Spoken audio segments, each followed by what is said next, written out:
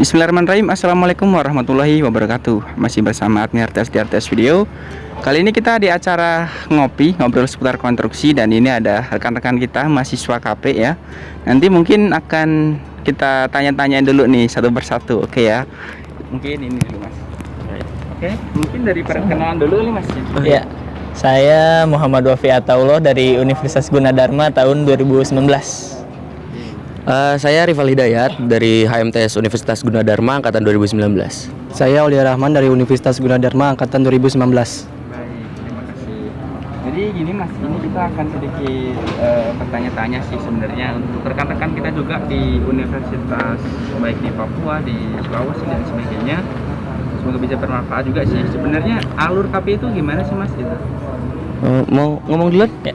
Sebenarnya untuk alur KP itu pertama kita di briefing dari kampus untuk ketentuan proyek segala macam. Udah gitu setelah briefing kita nyari si proyeknya itu dengan spesifikasi yang udah ditetapkan sama kampus. Iya, jadi kayak ketentuan gitu, kayak nilai proyeknya gitu berapa, terus proyeknya udah berapa lama, kayak kebutuhan proyeknya apa, seperti kayak lagi butuh di MK, di kontraktor, atau di bagian survei atau lainnya gitu, sejenis lah. Habis dari situ ya kita langsung ke tempat KP-nya tersebut, terus menanyakan ke orang MK lah apakah bisa magang di tempat sini atau tidak. Lanjut. Oh iya, sebelumnya kan kita magangnya di MK ya, makanya kita menanyakan ke MK sebelumnya. Makanya kayak pertama kan setelah dari proyek nih kita ngajuin surat ke kampus untuk diajukan ke proyek. Baru setelah dari kampus dikasih ke proyek, setelah diterima baru kita kembalikan lagi ke kampus. Oke, misal kita sudah keterima nih mas. Terus kita disuruh ngapain aja sih? Kegiatan KP sebenarnya ngapain sih?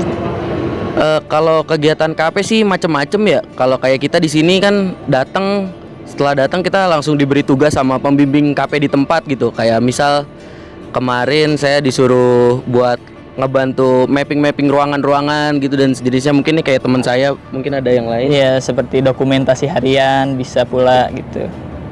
Biasanya kalau yang nggak ada tugas ya kita ya ngikut orang surveyor sih mas, itu. Jadi kurang lebih agenda KP itu seperti itu ya? Iya, kurang lebih gitu. Kalian KP berapa bulan ya? Kalau kita sih rencana 30 hari masuk kerja. Jadi kalau misalnya seminggu kita 4 hari masuk ya kurang lebih 3 bulanan. 3 bulanan ya? Oke, baik. Terus mungkin gini nih, kita kan ada juga nih rekan-rekan juga di luar sana mempertanyakan cara mendapatkan tempat KP sih gimana sih, referensi dari siapa, terus gimana sih pokoknya kita bisa tahu dapat tempat KP. Kalau kita sih kurang lebih dari kawan-kawan yang udah pada magang duluan ya. Jadi kayak misalnya ada kawan magang duluan, kita tanya apakah di situ masih bisa masukin kawan-kawan kita yang lain gitu, atau mungkin bisa nanya ke sekretariat jurusan, mungkin kalau di kampusnya sekretariat jurusannya ikut membantu. Terus sama kita paling ya kayak relasi keluarga mungkin sih. Kalau yang ada kerja di kontrak kayak gini nih, maksudnya kayak di proyek-proyek. Ya, atau bisa juga dari kakak tingkat yang sebelumnya udah magang duluan sih kak. Ya udah sama. Oh, iya. Sama mungkin ini kalian berada di posisi mana nih? Kalau kita sih di proyek rumah susun. Sekarang lagi di posisi di mana nih? Kita di topnya di lantai paling atas. Nah, ini berapa lantai mas?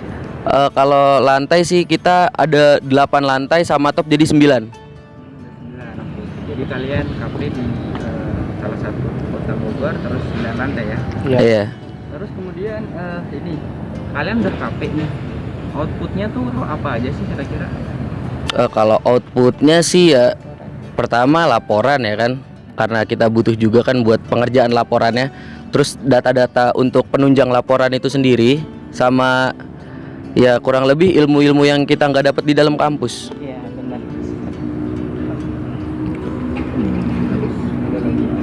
Ya.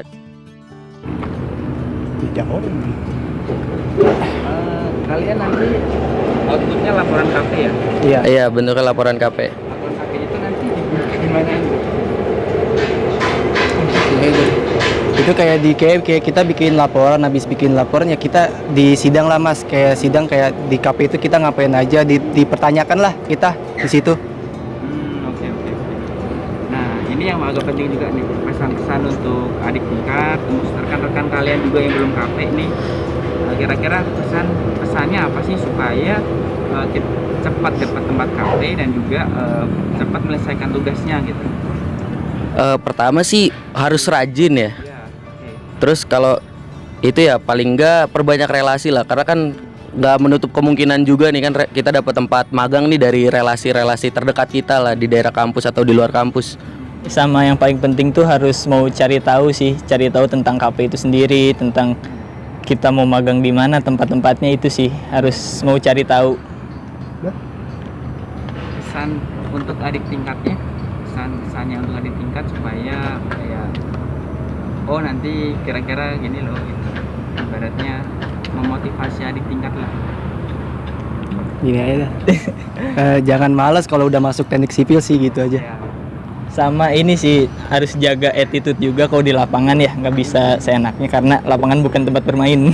Nah itu tadi baru pengen ngomong itu. ada lagi mas. Jadi mas ini ada mas Rival, ada mas Wafi sama mas Aulia ya. Jadi memang seperti itu dari Universitas Gunadarma. Dia juga KP. Dan seperti itulah agenda-agenda tempat KP ya kurang lebih untuk pekerjaannya, terus kemudian bagaimana nanti di lapangan, terus kemudian juga manfaatnya telah diterima juga, kurang lebih seperti itu rekan-rekan ya. Semoga juga bisa bermanfaat. Nanti mungkin kita akan, kalau emang rekan-rekan juga ingin membutuhkan sesuatu hal lagi, nanti bisa di komen di bawah. Dan juga kita ucapkan selesai sampai dulu di sini ya. Terima kasih, semoga bisa bermanfaat dan salam sipil. Sipil.